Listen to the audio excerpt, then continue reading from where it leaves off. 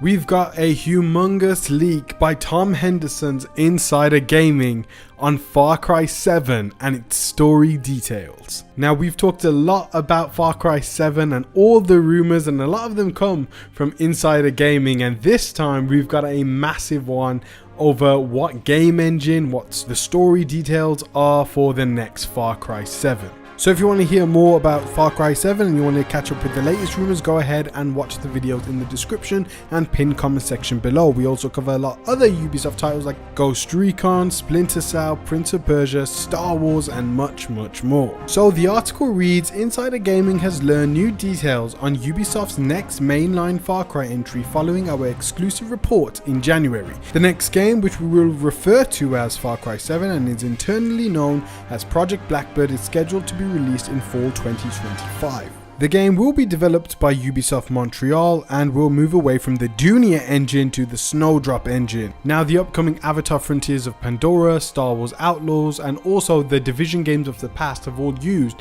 the Snowdrop engine, which graphically looks really good, and I suppose they want to kind of change things up with the Far Cry series, so a new engine may help them introduce perhaps maybe new features, which we'll get into as we continue to read the article. But it is nice to see that we're going to be kind of getting a fresh look anyway, maybe a slight different feel to the next Far Cry game with it using the Snowdrop engine. I do think all the Far Cry games of the past, even Far Cry 6, the latest one, looked absolutely beautiful. And it seems like the developers have made the decision to make the necessary change for them to move over to a brand new engine, which I'm very excited to see how the next Far Cry game looks and feels. But continuing on with the article, an alleged leak of Far Cry 7 surfaced earlier this year, suggesting that the game will be dubbed Far Cry Rise and will take place on a fictitious tropical island called Kimzon, which can be found in the Yellow Sea next to Korea.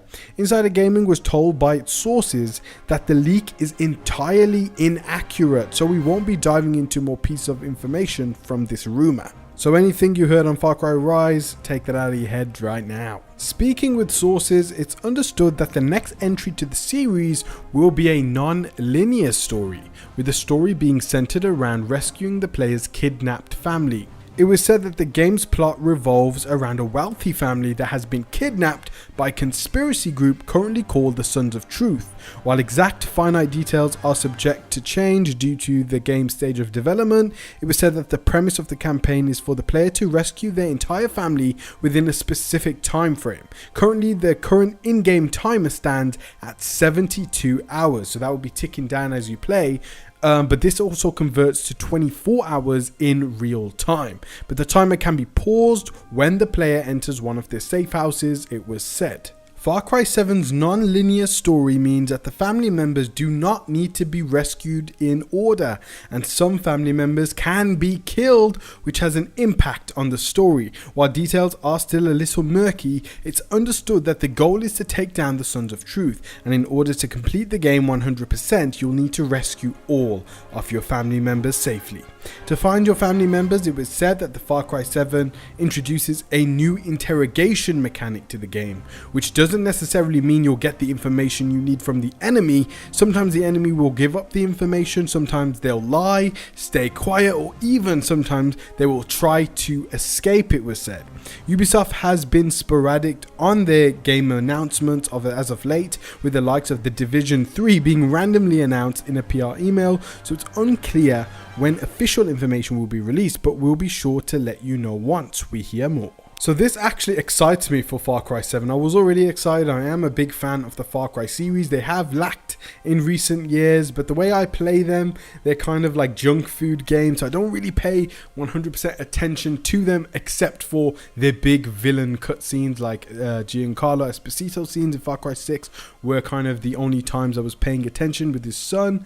And I love those scenes so much. So those are the types of moments I'm looking for in the next Far Cry game too. So what this kind of reminds me of is Far Cry 5. It really gives me that type of vibe with different members of your team. In Far Cry 5, that it was the police department. But this time we're going to have family members, which I hope they get the emotional connection with these family members right. I hope we get to feel that kind of connection with our family members. So I think one of the starting scenes of this game would definitely be spending some quality time with your family, getting to know them before the Sons of Truth raid the house or whatever, raid the mansion, and they start taking family members, and we get an option to maybe even get like a secret ending scene, I'm hoping, for this game. But it seems like the Sons of Truth, just like Far Cry 5's Joseph Seed's family members, it seems like they're going to be different members of the Sons of Truth, and each one will take 1 or 2 members of your family around the map, different sections, and each section will feel unique to the personality of the villain who abducted that family member. Also, let me know in the comment section below, how many family members do you think the main character is going to have? What family members are they going to be? Is it going to be his mom and dad, his wife and kids, brothers and sisters? I'm thinking it's going to be quite a few members. But we've also got this 72-hour in-game time, which converts to 24 hours in real time. Personally, I've never really been a fan of time limits in games. I get stressed out when there's a time limit on my head, but it sounds like a much needed addition for the Far Cry franchise. It also gives the player some sense of urgency to go and help his family, whereas in games like The Witcher 3 or Fallout 4, maybe a timer would have helped, especially in Fallout 4, to kind of create that sense of urgency to go and save your son. But I think 72 hours will be enough time, especially if you want to go and do some side quests, side activities, which I'm sure this game was like towers and enemy base camps to go and clear out. And that's actually an aspect of Far Cry that I really like. I like going out and just testing my new weapons, especially whenever I get upgrades or I get a brand new sniper or brand new bow. I like to go out and do these side activities to go and test them out. But just speculating on this timer, I think going into the end game, once you've done the campaign, the timer will be removed and now you can go out freely and explore the open world without the timer on your head. I think they will incorporate something like that. I can also see some of the post-game content and post-game missions having the timer feature present, and you're going to have to complete the mission within a specific amount of time. So overall, I'm very happy with this brand new addition. If it's true, of course, remember, take all this with a grain of salt. But please let me know in the comment section below, what do you think about this timer? Are you happy? Are you excited to see this kind of feature? And not to forget that when you go into your safe house, it says the timer will be paused, so you've got time to upgrade your weapons, sort out your loadouts, and kind of decide where to go next. Now moving on to the fact that this game is said to be non-linear. I think this was the same approach taken in Far Cry 5. You could do any of the regions at any time, in any order, and each region had its own personality reflective of its main antagonist of that region. I think we're going to see the exact kind of same formula here with this Far Cry 7 game, and it's very, very important for them to nail this character right. I also really like the fact that some of your family members can die and it will impact the story, and I do hope that these deaths feel as if they had weight to them, and this is heavily reliant on the characters' acting and dialogue. I also hope that there are multiple endings depending on how many family members die in this game, and it has some kind of replayability factor, especially with New Game Plus. Moving on to the interrogation mechanic, that is something that I'm very excited to see as well. To try and squeeze out enemy information, maybe using your knife, stabbing a leg. I think your choices are going to matter during interrogations, whether you're pushing the limits too far off your enemy, which causes him to die or pass out. And it kind of feels like you've wasted your time and you've got a timer, so every minute counts. Also, the fact that they could lie and they send you into a trap, I think that will be an amazing situation for the game. And also them trying to escape will be very fun to try to capture them or kill them.